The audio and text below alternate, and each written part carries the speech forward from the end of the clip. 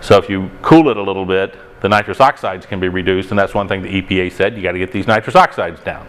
So they put EGR in the system. They don't like the diesel particulate soot going out in the atmosphere.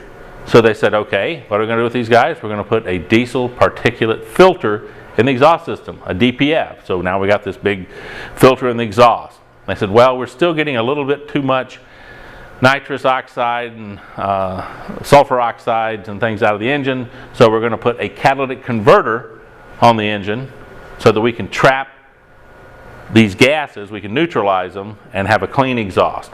And I'm going to tell you something about these diesels. If they're in Bay City, Texas, down there by Houston, they should pay these guys when they drive around as an atmosphere purification unit, because the air going out the tailpipe is cleaner than what came in the engine. Okay, so they've actually cleaned up the air before they exhausted it, because they took some of that nasty fumes and stuff from around that area from all those refineries, and they sucked it through the engine and cleaned it up and put out clean air. So they should give them a clean air purification credit and charge all the refineries around there that they're cleaning up the air. But anyway, CJ4 was developed for this purpose. Now, I just told you they put a catalytic converter in the exhaust.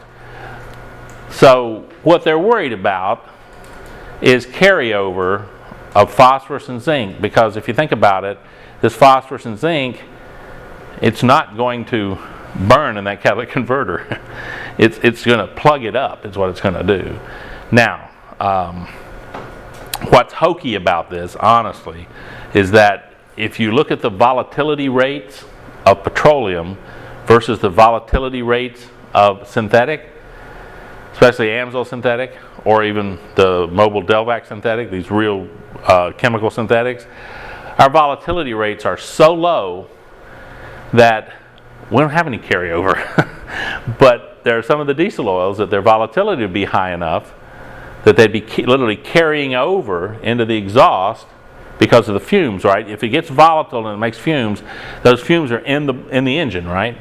Now, used to we just vented to the atmosphere, but in these diesel engines now we actually have a positive crankcase ventilation system that takes the fumes from the inside the crankcase and shoves it back in so that it goes back in and burns it. But you're not going to burn zinc and phosphorus. They won't burn. So they then go into the catalytic converter and they plug up the catalytic converter. So the EPA says we'll limit the amount of these you can have. Now, how does that hurt us with our oil? Anybody?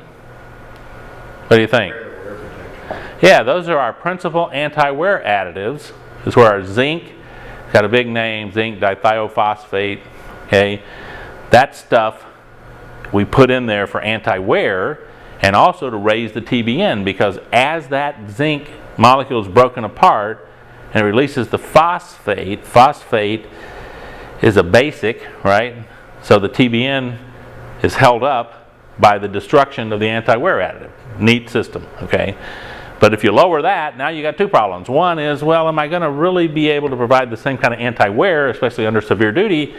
And the second part is, well, what happens to my TBN?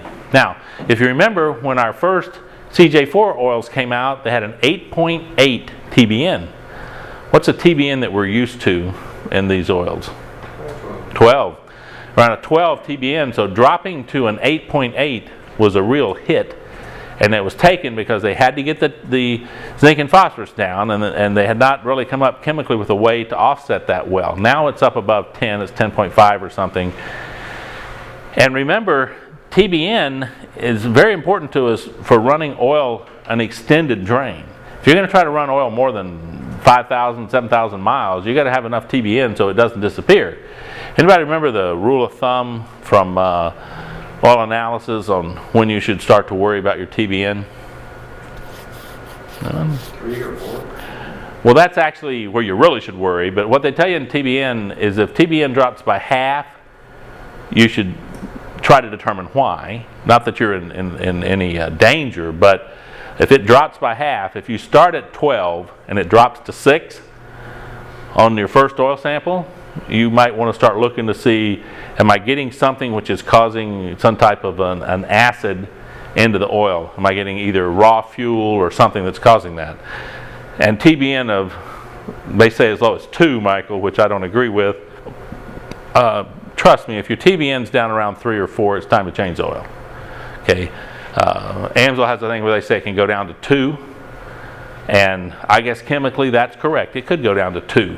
The unfortunate thing is when it gets that low, the test is plus or minus 50% accuracy.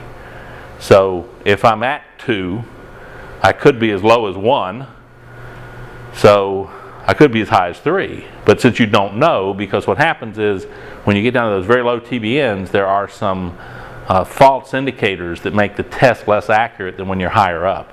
So you get below 4, the test starts to get squirrely. So your best deal is you get below 4, change the oil. Okay, it's just, you know, for goodness sakes, what's the question? You know, I'm going to chance my engine so that I can say I ran around with a number 2 TBN. I mean, that's not very smart. Okay, so anyway, we now have 2 of these CJ4 oils, a 1540 and a 540. And you know, you might ask yourself the question, we came out with the 540, 540 should cover 1540, why did we come out with a 1540? And the reason is that because the marketplace. In the marketplace, there are people who swear by 15W40 as being the diesel engine oil that you're supposed to use, especially in warmer weather. The 5W40 would probably handle the situation. But some cases, you just back up, make the 2 grades that people want, go down the road, sell lots, and be happy. Okay. Both of these oils are relatively rated the same. They're good for about 15,000 miles in non-diesel particulate filtered engines. Does that make sense? If the engine has a diesel particulate filter, 7,500 miles. If the engine does not have a diesel particulate filter, they're good for their original estimates of mileage, 3 times the normal drain. And I would just say with that, you know, if the diesel's being worked, about 15,000 miles. If the diesel's not being worked at all, it's just running up and down the road, urban cowboy, take it for a year, 25,000 miles. But the newer engines, because of the diesel particulate filter, and you might say, well, what in the world would the diesel particulate filter have to do with changing the oil drain intervals? Well, see, these diesel particulate filters, they're really good at catching this diesel particulate. They're really good at it. But the problem is, as soon as they catch a bunch of it, they start to get stuffed up and they start resisting flow through the filter. Well, they have a sensor to detect that on the engine. And when it gets to a certain differential pressure across that filter, the engine says it's time to perform regeneration. And what regeneration is you simply overfuel the engine through the fuel injector so that you get enough raw fuel back to the diesel particulate filter that it literally burns the particulate, the ash, out of the filter. It works really well. The only problem is it doesn't particularly work really well when we talk about the effect on dumping raw fuel into the oil. Now, AMSOIL's doing a study on this. They're testing several different models. They're looking at a field study of how does this really affect the ability to run the oil for longer periods of time. And in the meantime, they're recommending factory oil drains on those engines until they can determine how much it beats up the oil to dump this 1 to 2 quarts of fuel gets trapped in the oil on each one of these regeneration cycles. Okay. Yes, sir. There's 2 types of burn off. One is injected into the particulate filter, which I believe they use it more on Class 8 trucks. Yeah, the big trucks directly do it. The turbocharged pickups, the 2000, what was it, John, 10 or 11? The 2011 is the new GM system. And they have installed what they refer to as the 9th injector. And it's on the particulate filter. Unfortunately, Ford and Dodge didn't get the memo, so their 2011 version continues to dump fuel into the cylinder and push it back to clean it out. Now, one of from 2007 to 2010 and 10, right, including GM, you've got the same problem. Now, my brother-in-law has one, And we did the first oil analysis test after running, I forget what it was, 7,500 miles. And he had no detectable fuel contamination. And I think I know why, okay? I'm not sure he's had to do regeneration yet, because he's running AMSOIL's diesel concentrate, and the diesel concentrate is making for a much better burn, to the point to where there's so little ash going into the filter. I'm not sure he ever did a regeneration in the first 7,500 miles. Can you check that on the vehicle's computer? You know, it's a good question. I'm not that sharp on that. You would see the light come on for regeneration if you knew what you're looking for. On the dash it comes on, but I don't know. I drive a 1988, so that's right. Yeah, right. But listen, the thing is, this is a significant issue, and it will become more and more of an issue. I don't think GM put the 9th injector in because they were trying to protect the oil. Think about this just for a minute, okay? Everybody is scrambling as hard as they know how to raise the fuel economy. Now, we had one guy we talked to, Don Nichols, up at the thing, and he said that when he got his brand new Dodge truck, his 6.7, he loves those Dodge trucks. You got to listen to him talk from North Carolina. He's a character. But anyway, he said that regeneration light was coming on every 350 miles. It was coming over 350 miles, this thing was coming on. He said, I couldn't believe it. So he went and got this stuff called Diesel Dog, I think. Anyway, what it was, it's a product you put in the diesel which deaerates the diesel.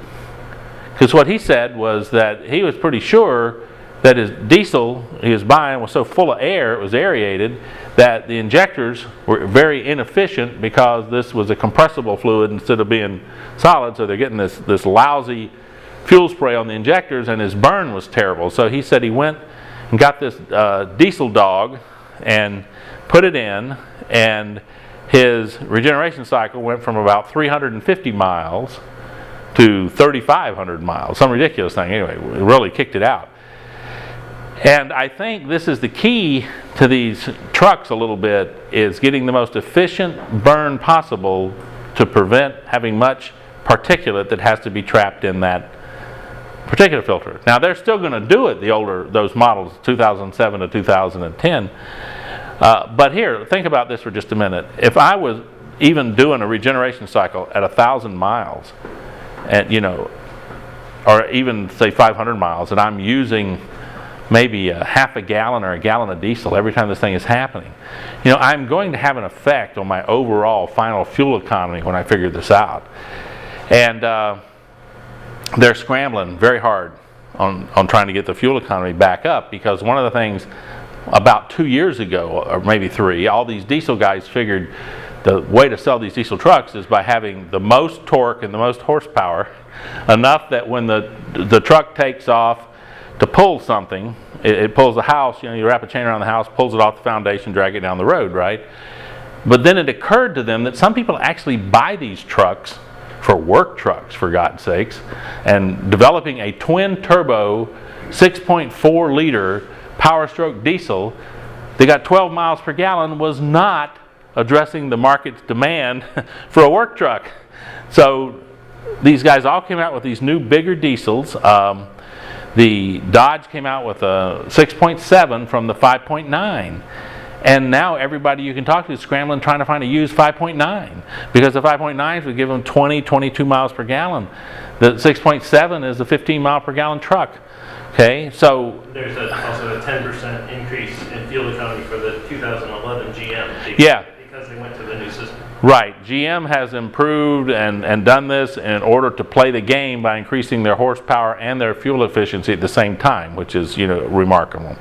But here's the point: you got to be careful. Sell CJ4 oil to the people who need CJ4 oil.